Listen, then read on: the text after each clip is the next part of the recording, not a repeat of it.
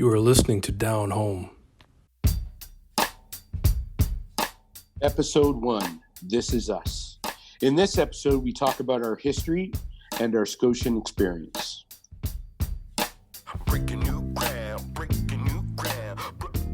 Okay, every black person living in Canada eventually hears the question, where are you from? When I first moved to Toronto, I would answer the question with quiet amusement. But eventually I would answer the question with quiet resentment. Why doesn't this person think I'm from Canada? So I started answering the question with a playful, I'm from Canada. This would usually be followed with a, oh, okay, where are your parents from? To which I would smile and say Canada. This answer usually garners a, so where are your grandparents from? To which I would answer, Canada.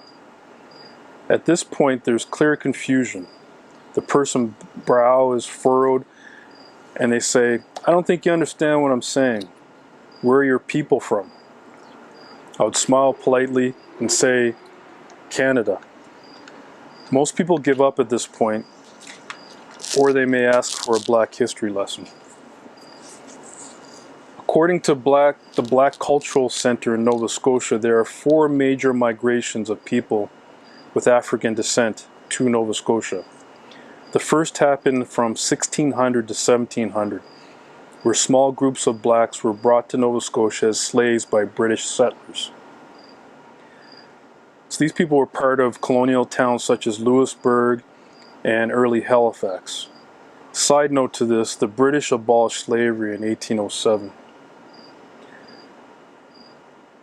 Secondly, from 1782 to 1785, approximately 3,500 black refugees known as the Black Loyalists came to Nova Scotia, escaping the United States after the British lost the war that led to the American Revolution. These former black slaves sided with the British at the promise of freedom. These people settled in communities such as Annapolis, Royal, Clements, Granville, Birchtown, Brindytown, Preston, Little Tressady, Chebucto, and Halifax. This group of settlers were also followed by the Maroons in 1796. The Maroons mostly settled in Preston. The War of 1812 between the United States and Britain led to the third era of migration. Roughly 2,000 black refugees seeking freedom arrived in Nova Scotia from 1813 to 1816. Most of these refugees settled in Halifax and Dartmouth, with part of the group settling in Hammonds Plains and Preston. And the last significant group arrived in Nova Scotia in the early 1900s. This group was called the Later Arrivals. These black settlers were made up of Caribbean immigrants, most of who went to Cape Breton to work in steel mills and coal mines. So this, just a short history, but of course as we go along with our podcast, we'll be getting into more history, like the history of Mr. Jones over here. And quite the history it is. Thanks, DC Wise. Hey, everybody. Welcome to Down Home. I am Jason Jones, and I was born down home in Halifax, Nova Scotia. That's right, I'm a Grace baby. I was raised by my great-grandparents, and I grew up in a predominantly white, blue-collar neighborhood called Klein Heights. At the age of 26, I decided that I needed a change, and I made the move to Toronto. The 21 years living here not only broadened my horizons, but allowed me to explore some of my childhood passions, such as acting, music, writing. I was one of the main cast members of the pioneering improv group called Trailervision. I was one of the lead vocalists of a hip-hop band called The Breakdown. And now, currently, I'm an MC and spoken word performer. And in 2017, I became a published poet. And I had a poem featured in the Elephant Journal. And at the time, these kind of things weren't really going on, or they weren't really available in Halifax, so I decided to make the move.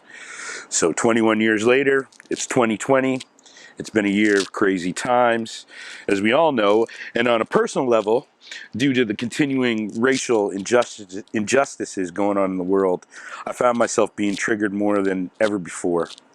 I don't know if it was due to less distractions, COVID lockdown restrictions, or the fact that the daily grind that we usually live in is now being lived at home, and we're living it in isolation.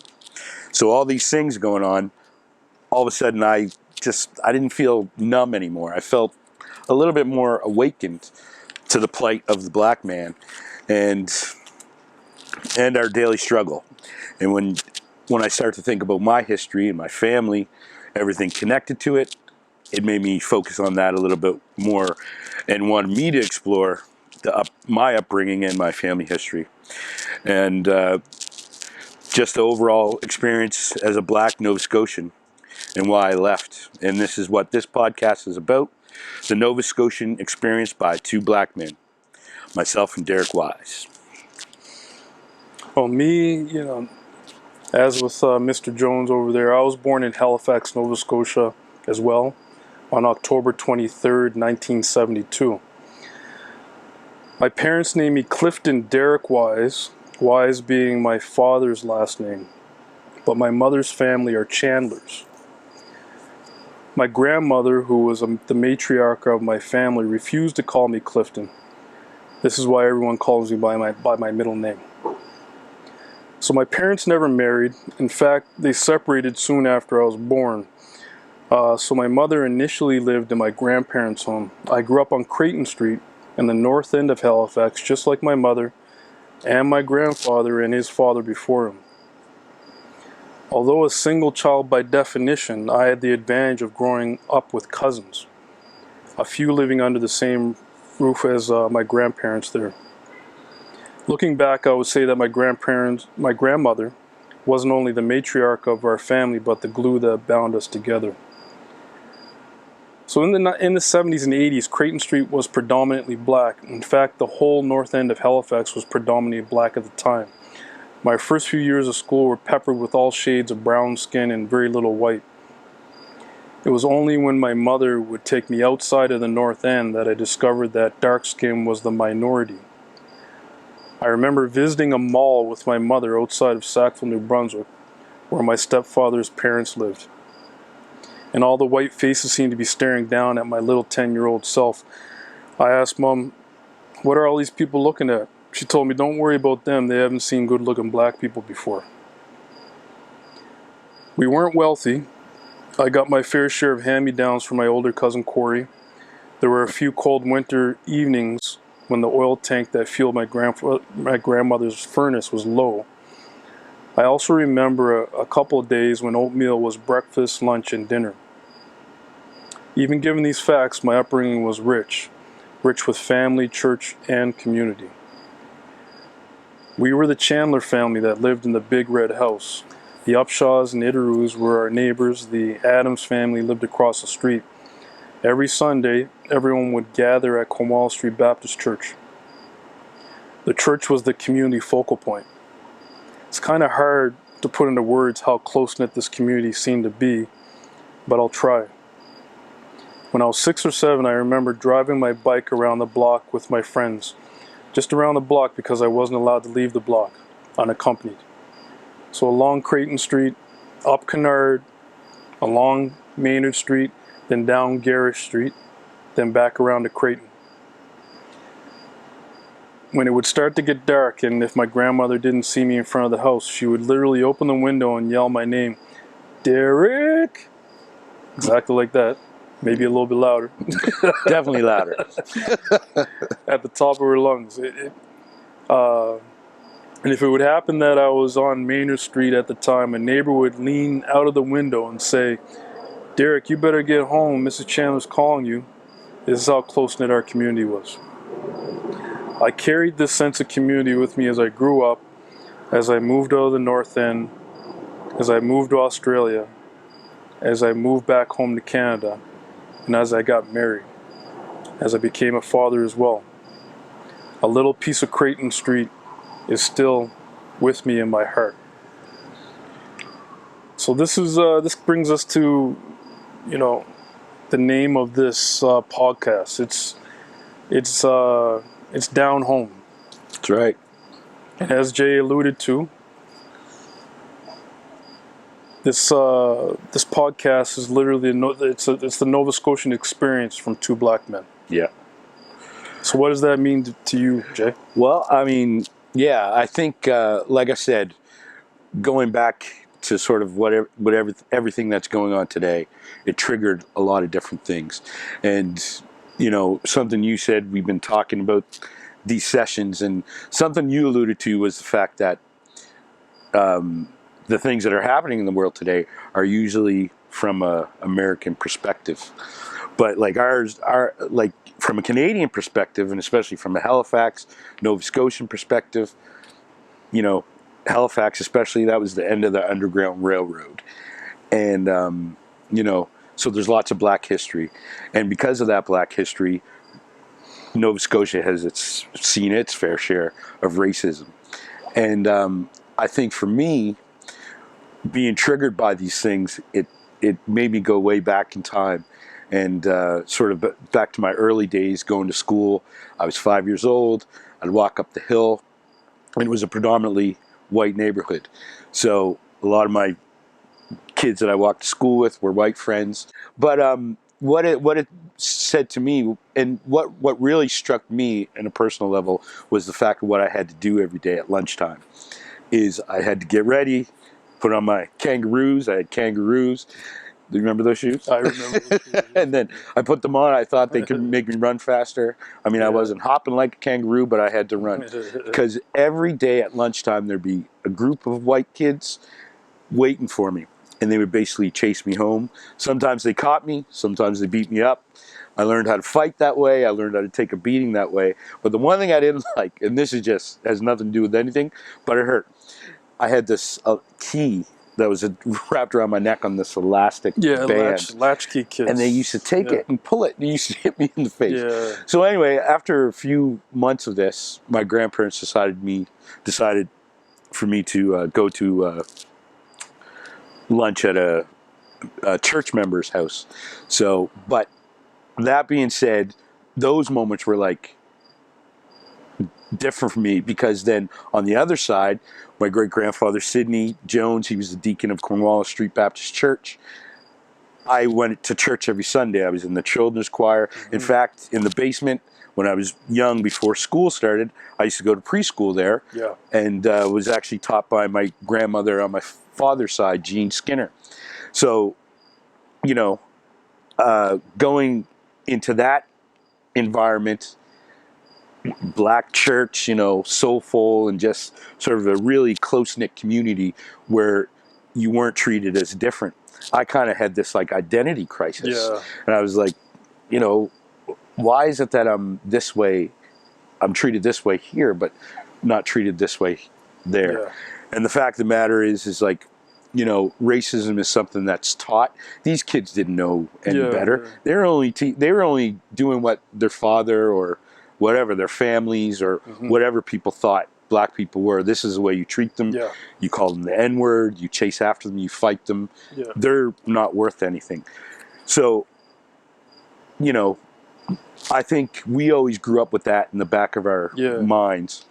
And, you know, as I look back, Halifax was very, I don't want to say people were racist. It just had a racist vibe in the air, you know? It was very segregated, but that, you know, like me growing up in the North End, which was predominantly black, and that's where our connection comes from, is from Wall Street Baptist Church. And my grandmother, she was a deaconess there, and your grandfather was a deacon, so that's where our connection comes from initially. Yeah. But my experience being so different, being rooted in a predominantly black neighborhood, and I literally didn't experience any real multiracial situation until I was taken out of that neighborhood, right? Yeah. Which was a shock to my system. So it very same city, and, you know, in Halifax at the time probably had maybe 400,000 people at the time. Probably even less than that. but very, very segregated. Yes. You know, like the North End was predominantly black. Yeah. You know, Klein Heights, Cowie Hill, Yeah. predominantly white. Yeah. Blue collar. Kind of. Yeah. They're not rich. They're just getting by too, right? Yeah, exactly, man. And that's what that's what really caused me some, because when I went to church, you know, I had children's choir, sang with the children's choir, met a lot of friends, was friends with some of the black kids there who I got along with, but some others judged me because of where I lived. Yeah. And they thought I was a little bit more uppity. Yeah. When in fact, it was like nothing close to the sort at all. Yeah. I can remember being like judged based on, oh, you're from there, you know? Now, how did it change because how we really started hanging out was in high school. Yes. At Queen Elizabeth High School. So, you know, going to school in Cowie Hill, how did it change going to school? Because the QE was in the north end of Halifax at that time. Yeah. By then, growing up and learning, you know, white neighborhood, I became friends with I knew everybody. How I changed was I decided to be funny. Yeah. So people would like me. So that was my defense mechanism. Yeah. It was like, oh, he's a jokester. And I used to make them laugh and, oh, yeah, he's all right. So I got that under control. And then when and then high school came, a lot of people from Klein Heights and Cowie Hill went to QE, made the QH or St. Pat's. Yeah. And by then I'd experienced culture from both sides and learned how to navigate through it. Mm-hmm. You know, so it wasn't too much of a shock to my system in the sense of now I just had to learn how to be social because like I knew I wasn't the only one because there was a big black community from the North End. You had the South End, you know, which was predominantly white and a little bit more wealthy. That was, I think, the plight of being black then was how do we fit in with that? Because we're dealing with like, now we got rich people we're in class with and, you know, so to me, it wasn't a shock. I found my groove. And of course, that's when our friendship had become a little bit tighter. At Bobby D's economics class. Yeah.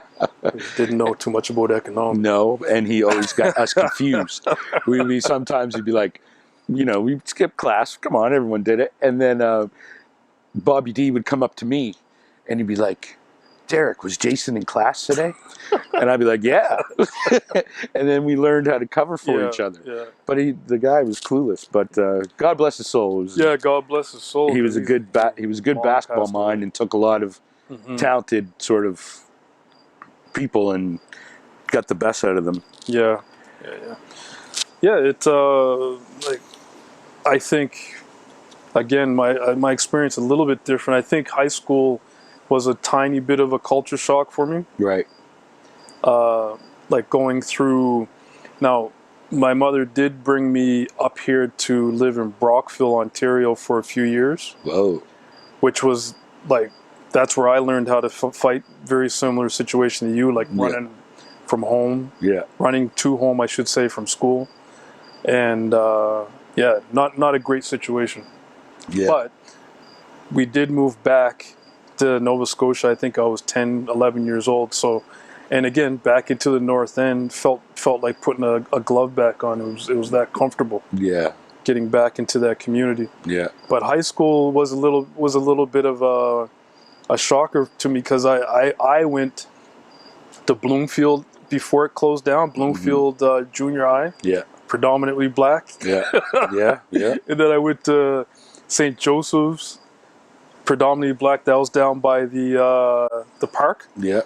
Mulgrave Park, mostly black there too. Yeah. And then I go from that to Queen Elizabeth High School, where the populations it was mixed, but it was mostly white. Yeah, definitely. So that was a little bit of I was like, oh, yeah, but sports is kind of like the level playing field. So I because I was a football player, that kind of opened doors. Yeah. For me in that situation, I didn't have to be funny. I wasn't funny anyway. You were pretty funny. I don't know, man. You had your moments. I had my moments. Yeah, but you were quiet.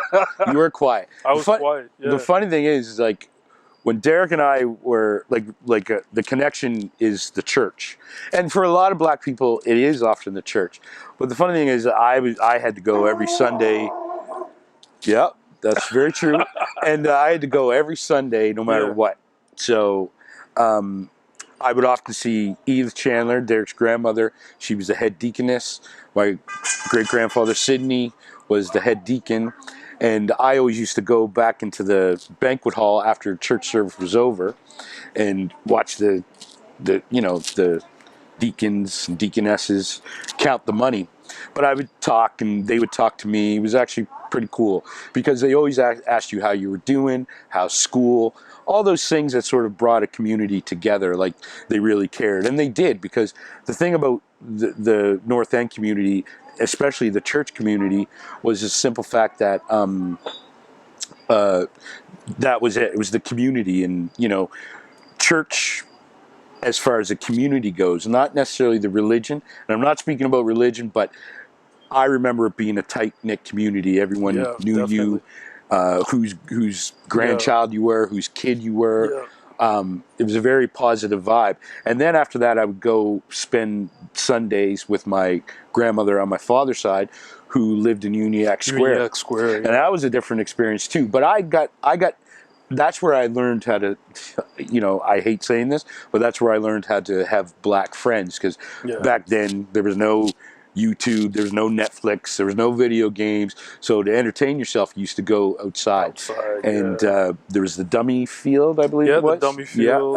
Right I always used to hang out with, and I used to hang out with Ian Marsman and Nathan Thompson, and those I got to know. And and those friendship lasted all the way into pretty much junior high. Like just before junior high, kind of stopped going to visit my grandmother and stuff like that. But and then I revisited those friendships back in QEH because they all went there as well. Because everyone was there. Yeah. So like I said before, I think that period in my life taught me to be ready for the QEH situation. I'd lived with white people. It was in a predominantly white neighborhood, predominantly white school. So your comfort level was there. Yeah. I won't lie. I was uncomfortable. I was uncomfortable, man. It was weird, but again, sports is the equalizer, though. Indeed. And being a football player, I was invited in. Yeah. Because of that, right? Yeah. So but anyway. Yeah. We that's when we started hanging out. Yeah. Yeah. Anyway, there's some stories that are probably not going to make the Pep. No, podcast. not at all. Not at all. But like I said, Derek's grandmother always would say, "You have to meet my grandson.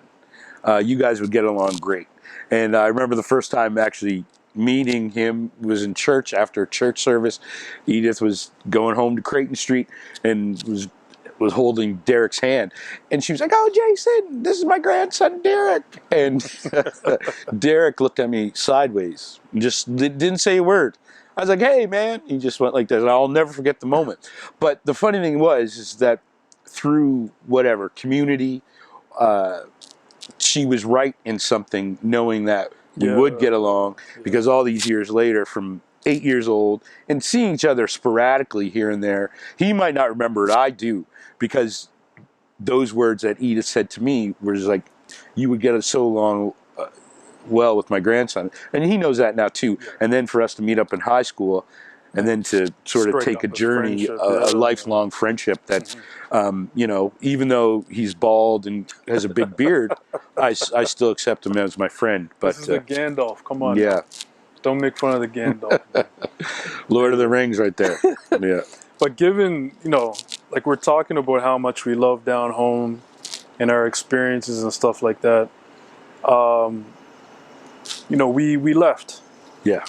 We left. And we left a long time ago. Yes, when it comes down to it, right? 21 years. I know it's still home, but talk about your motivations for leaving, though. Well, my motivation was this. Honestly, as strong as families can be and as strong as communities can be, for me, as I got older, being raised by my great-grandparents, they were a little bit older. And when I was sort of, in my early 20s, that's when I didn't really have that family base anymore. Yeah. So my mom had moved here when she was very young. So I was raised by my great-grandparents, like I said. I felt like something was missing. And there was also, like when I speak about my childhood passions, I necessarily didn't have it's not a sob story, I just didn't have the support system in order to do it because I was always taking care of myself. Yeah. And, which did a lot of good things. So my mom lived here, and I was like, I needed a change, and I wanted to explore some things that weren't really happening for me in Halifax. I did a couple things through help of some friends that were into the arts, which is something I always wanted to explore. I wanted to act. I wanted to rap. I just wanted to explore that life. And for the longest time, I thought I couldn't because I had to be an adult before I was even an adult. I had to be an adult before I became a man. And so you're not learning anything how to explore what your soul needs. And so my mom lived here, and that was basically my motivation. Yeah. I wanted to get to know my mom. I was 26 years old, didn't really know her. So I came here and just kind of wanted to hit the reset because I felt I just, I don't want to say, I kind of outgrew Halifax. Yeah.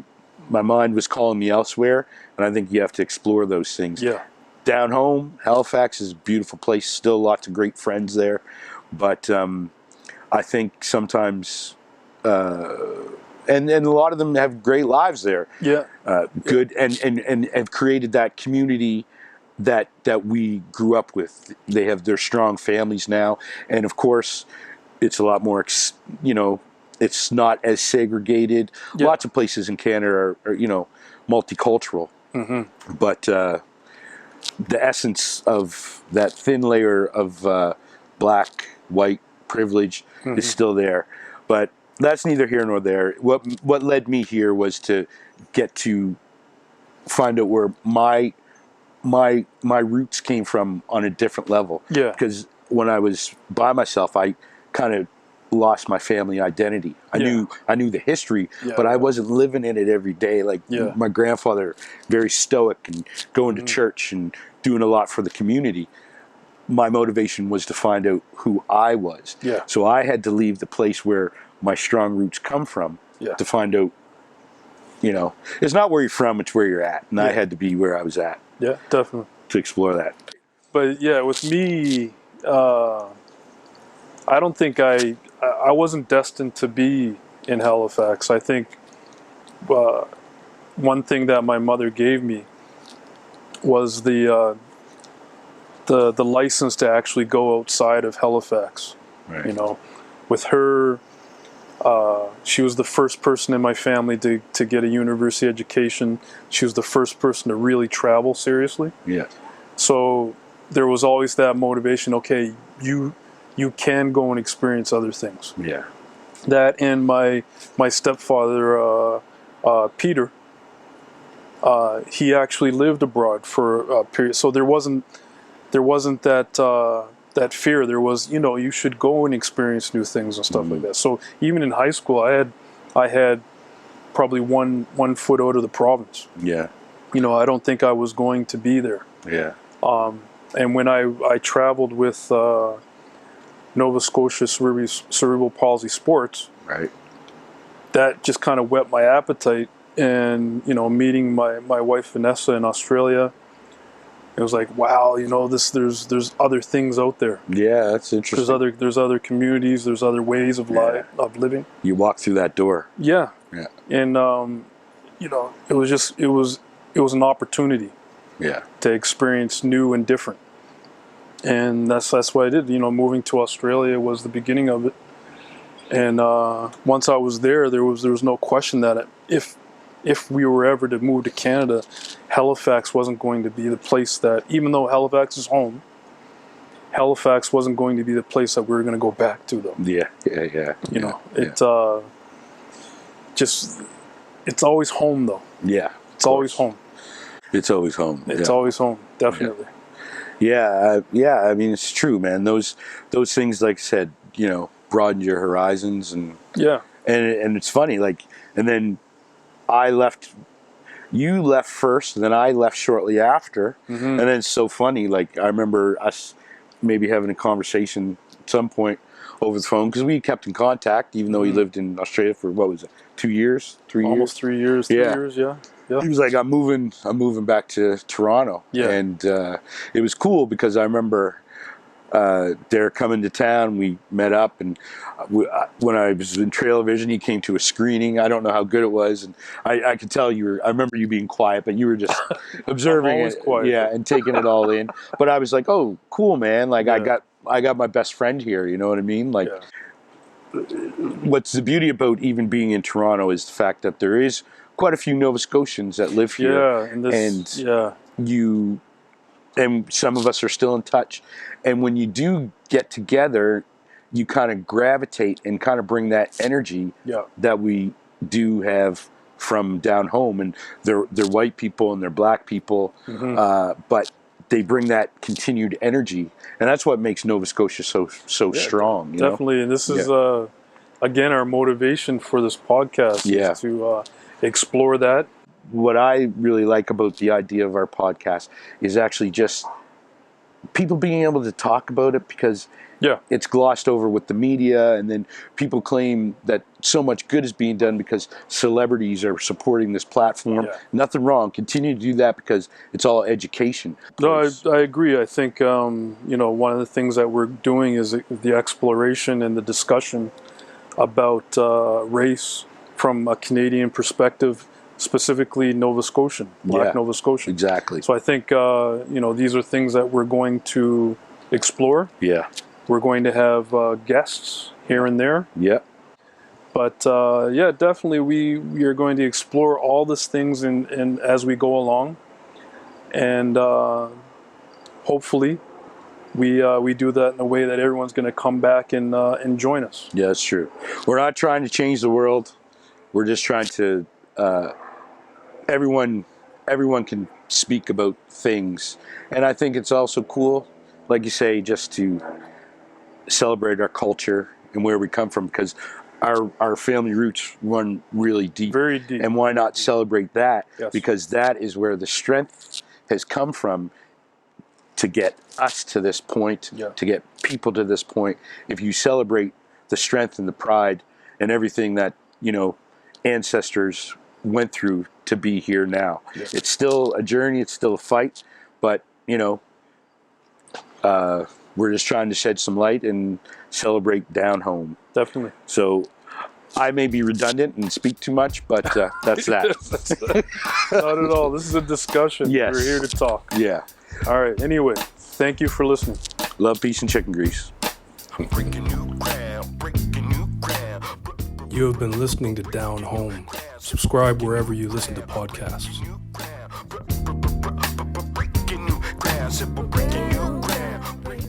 The song Breaking New Ground from The Breakdown. On a high plateau, from the one down below to the future of the funk.